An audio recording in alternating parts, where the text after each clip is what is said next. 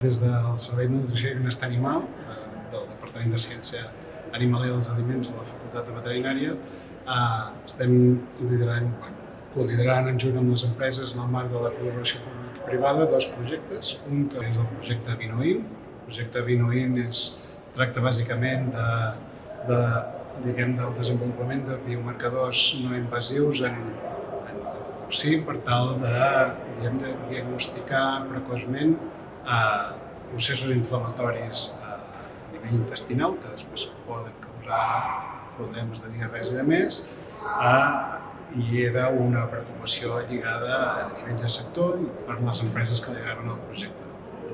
En aquest cas, el projecte està liderat per el grup Vall Companys, una empresa de producció de porcí i altres espècies.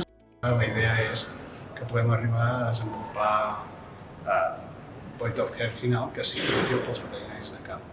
Aleshores sí que permet que aquella recerca molt bàsica atén a llarg plaç a una necessitat de sector, conjunt amb l'empresa, i que a posteriori es pot fer algun desenvolupament molt aplicat.